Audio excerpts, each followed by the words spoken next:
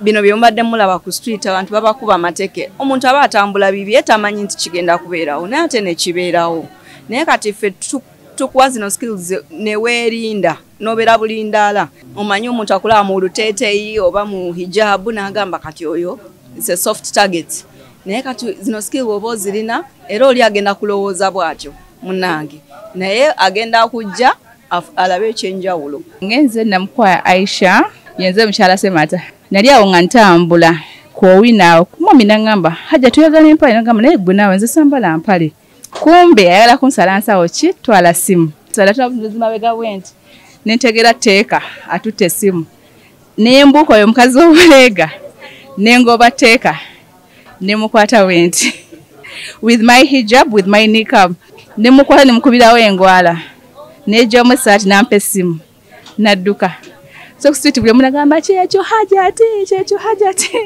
so that is the self defense we are talking about. Ndi mutono era wemba ntambulawo ku kkubo tewali muntu ayinza kulowooza nti nno nsobola okwetaasa naye munnaye nsobola okufuukira ddala ow'obulabe nga neetaasa si kukuba muntu fwa no. Nze ni mukyala mufumbo era Hajja ali ewaka Haji nkutumiddeko mugumu nnyo tatya era tumalidde ddala emyaka mingi myaka 11 mu bufumbo tigoyongolezekako akendala gwe kati ekirala sikisuubi ekyo Hajja ajja kiddamu ekirala nze ndi mukyala mufumbo nina abaana bana naye nkujjulira emyaka gye maze mu bufumbo siberangako awo ne ŋŋamba nti nno kanwane n'omusajja weewaawo ebyokunyiga bibeerawo kya buntu naye nze okulwana mu taekwondo oba mu self defense is the last option. Bahajjati abatulaba bamikwano bahijabis mujje bambi mujje tuyige ezo skills ez'okweprotectinga tuyige how to defend ourselves nga tetulwanye obeere munako ka self skill nti ono wankwatako kino kye nsobola okukola ono wankwata wano nina kukola bwe bati ono wankwata wano kino kye nina okukola nga 31 August tubalindiridde elugogo. Events Limited bakola cakes eza birthday okwanjula baby shower bridal shower mu buli design yonna gy'oyagala traditional cakes n'ebika ebirala kosa n'okutegeka emikolo ne girabika bulungi.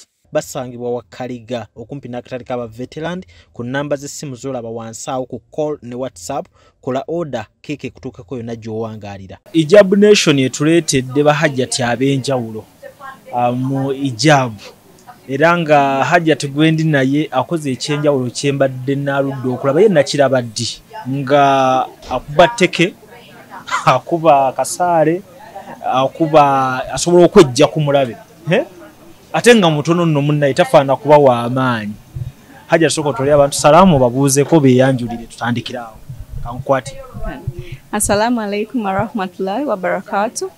Nze Hajjati Mariam Awori era nga leero nzize ku kintu kya Hijab Nation nga bwe mundaba nyambadde nga Hajjati era waalina okubeera naye ate nina ekyenjawulo kyenkola kyotasuubira nti nsobola kikola newemba nga nyambadde sharia. So leero tubadde tuze wano okulaga abantu n'ensi yonna nti kisobokera ddala okusigala ng'oli modest ate ng'okola kyokola mu butuufu bwakyo. So nze nga trainer kangambe nze traininga taekwondo era nga nakugukira ddala mu kintu kino nina black belt mu taekwondo natandika okutraininga nga ndi mwana muto naye nzize nkugukamu era nzize ndraisinga mu mitendera eja taekwondo era nina black belt mu taekwondo ndi trainer ndi coach. Obo traininga o trainingira mu hijabu? Not really. Tuina ekyambalo kyaffe ekya taekwondo kye bayita dobok. Naye ate nze nga Hajjati mba nina okuteekako akakaaya okwongerezako ku kiri ne neebikka bulungi kati eno hijab gye mba nyambadde erina kuba nga eri free ng'esobola kunsobozesa okusamba teke oba okwedifendinga. Kyenjagala osooka okakasa omuntu atulaba atali wano nti teke ogikubya otya mu hijabu?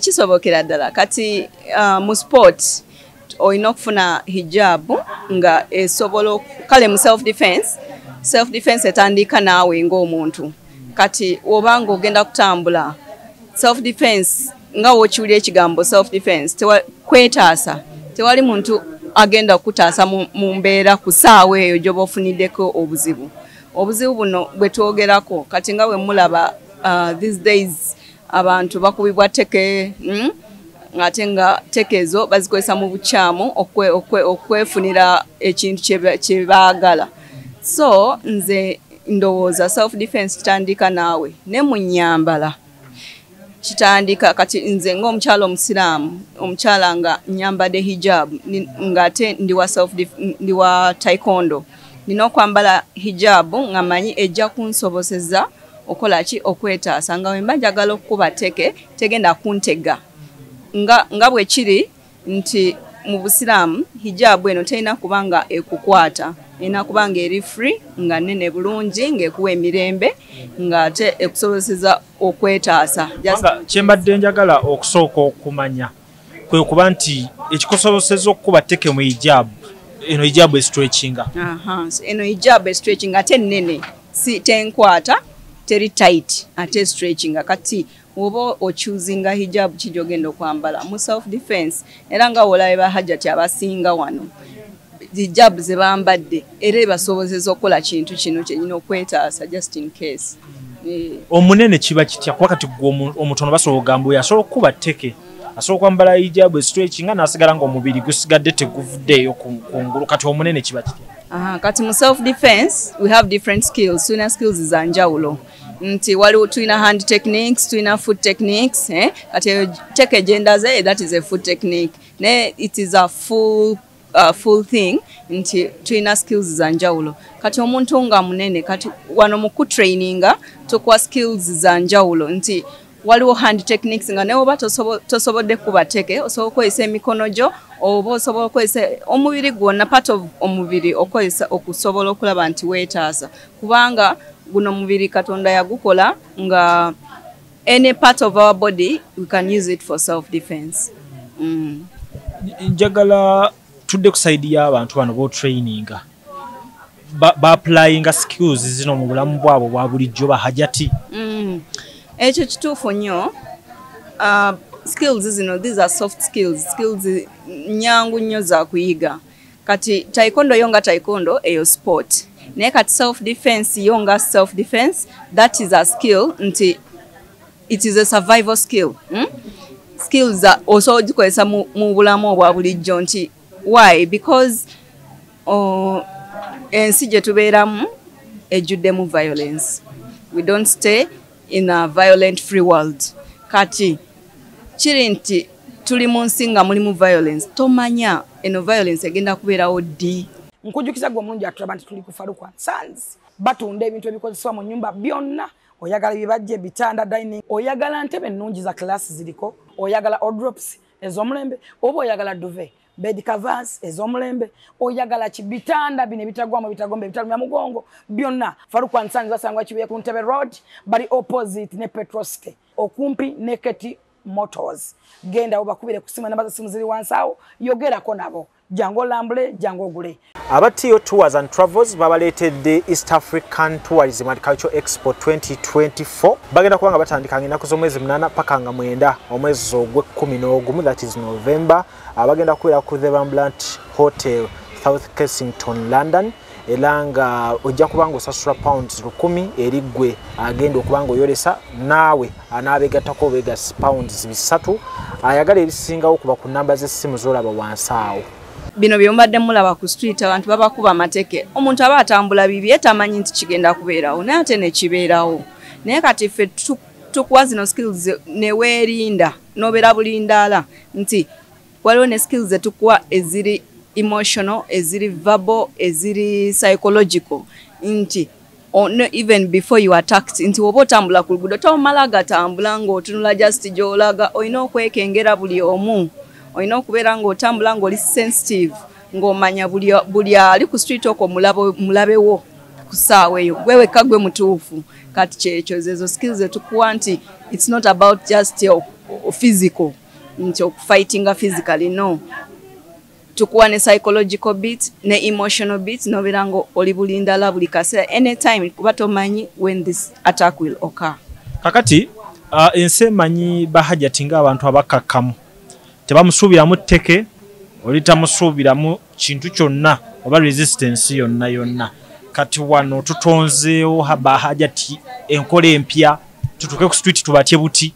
Nedda sebo kati awo wenyini wetutandikira nti nga bw'okimanyi nti Hajati muntu mukakkamu tasobola kwetaasa omanyi omuntu akulaba mu luteeteeyi oba mu hijabu n'agamba kati oyo it's a soft target naye kati zino skill oba ozirina era oli agenda kulowooza bw'atyo munnange naye agenda kujja alabe ekyenjawulo naye ate zino skills tetuzigaba kulwana no these are survival skills, these are protective skills. Kiringa nga wonoolaba omusirikale nga tali mu uniform naye ate ng'alina pistol mwatu pistol eyo tagenda giteeka wano girabe nga tali mu uniform kati these are concealed skills kibeera nga kintu kyo kiri awo ky'okwetaasizaako just in case okoze eki ofunye obulabe eyo pistol omusirikale nga tali mu uniform tasobola gijjayo unless bamwataakinze okitegeera wagikozesa kati neno skill nayo eri bwetyo it is a protective skill nti obeera nayo nga tewali amanyi kati nze munange ondaba nga bwe wagambye nti ndi mutono era wemba ntambulawo ku kkubo tewali muntu ayinza kulowooza nti nno nsobola okwetaasa naye munaaye nsobola okufuukira ddala ow'obulabe nga neetaasa si kukuba muntu fwa no kwetaasa just in case I am attacked. Era tolikiraba nti era ndooza neeyo ebweru abantu aba trainings mu taekwondo tebamala galwana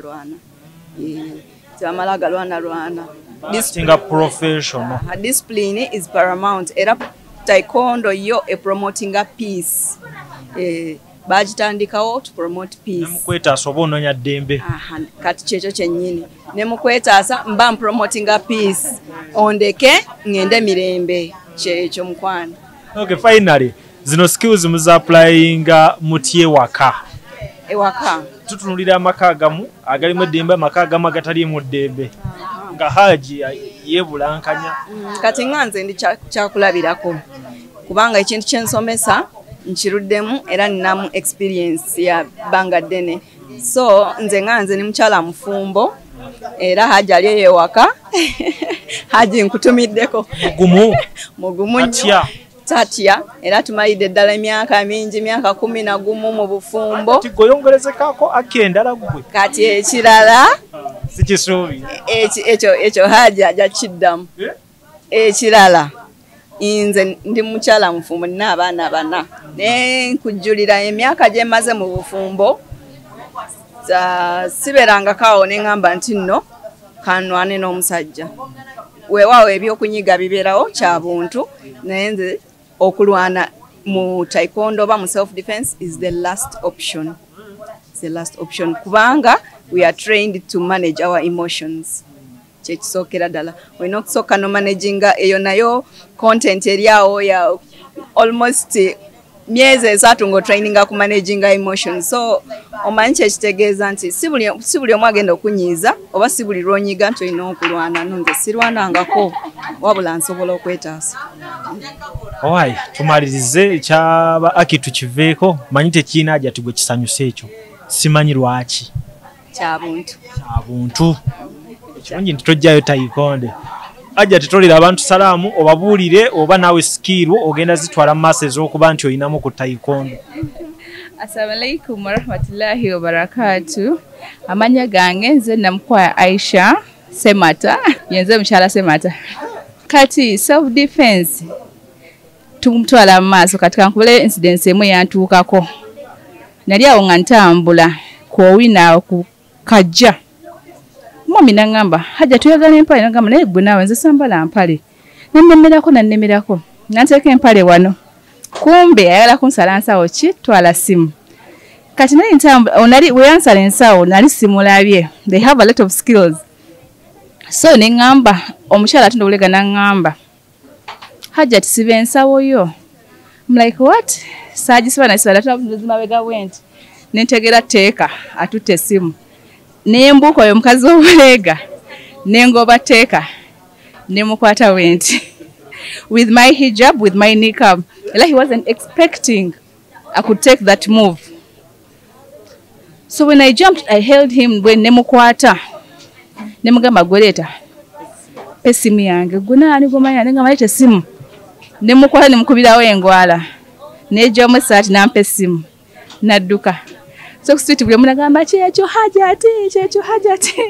So that is the self-defense we are talking about, that you can get yourself out of the situation without fighting.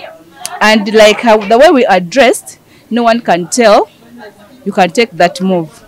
No one can tell you can, the confidence you can put, and the skill, and you can defend yourself. No one can tell.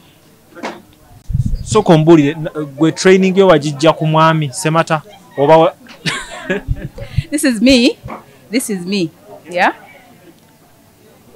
Neta shimanti sola okwe defending, but he knows in some way somehow I can defend myself. Yes. Bahajati abatulaba bamikwano bahijabis mujje bambi mujje tuigezo skills ezokwe protectinga, tuige how to defend ourselves nga tetulwanye. Obele munaka self skill nti ono wankwata ko kino kyensobola okukola, ono wankwata wano nina kukola bwe bati, ono wankwata wano kino kye nina okukola. Nga 3 August tubalindiridde elugogo. Bingi nnyo bye tuyina. Team building games zonna tuziina. Self defense byonna archery tulina okuba akasaale. Mujje tugenga bwe bakuba akasaale. Sasa tukasomesa okuva ku myaka 5 paka waggulu. N'abaana mubaleete bannayo oyinza okugamba by'abantu bakulu bokka bambi n'abaana mubaleetere ddala nabo tubeetaaga. Let them come, enjoy, have fun in the sunna way. Tugenda kusanyuka naye nga tuli ku sunna. Ate akasaale omwana asobola okukazanya paka bweru. Eno game yakufuluma bufulumi bweru, international sport. Yeah. Thank you so much. Amanya nze Nsuuga Mustafa, nkola ne Al Hilal Holdings Uganda Limited. Tuli bakozi ba biodigester wamu n'okuzimba okwenjawulo. So olwaleero tuli waneeno nga tuli nkola biodigester. Ekyenjawulo ekiriwo nti yo eri mu basement wakati okusinziira nga bulijjo abantu mu kiraba ti eno parking lot. So eri wansi eri parking lot eri mu basement. Leero tukozesa size y'abantu 5 ngera erina capacity okuservinga ekizimbe kino kyonna nga kinaabeera. Waneeno ngera emigaso gya bulijjo gya biodigester tebagenda kunuunamu. Atwetaaze ku namba z'essimu 07017669992 ne MTN 0789224230. Enamba ezo zonna kweziri ku WhatsApp. Company eya Wildlife Millions EU abatuusa ebizigo okuva South Korea ne USA ebikola ku lususu n'enviiri bakuleetedde ebizigo ebigenda okunyiriza. Ebizigo bino biyooyoota olususu ate tebikujja kukkalayo. Olina ebizigo ebyakwokya, olina mbalabe, weekwata ebizigo bya Wildlife Millions EU bikola ku mimwa n'olususu olukakanyavu era bigoba n'enkanyanya. Tulina ebizigo ebikuza enviiri, ebigoba situka mu mutwe n'ebizaawo enviiri ezakutuka. Ebizigo byaffe bya butonde n'akawawa akabivaamu ka butonde ate tetutunda bicupuli. Gwabyetaaze tubikutuusaako wonna w'oli okwetooloola ensi yonna, ate bw'ogula mu bungi tubikuweereza ku bwereere. Osobola okusasula ng'oyita ku PayPal, Apple Pay, Google Pay, Credit oba Debit Card, Western Union, MoneyGram oba okuyita mu bank. Gwali e Bulaaya gula ku mutimbagano ku www.wildlifemillions.com oba basange mu My Hive Shopping Mall, Vienna, Austria. Ebizigo bino bikuleka kulanjiyo era bikozesebwa abaami n'abakyala. Tukubireko oba tufune ku WhatsApp. Weekwata ebizigo ebya Wildlife Millions EU era tukukakasa nti bw'otafuna njawulo mu nnaku 3 sente zo tuzikuddiza ng'olina risiiti yaffe.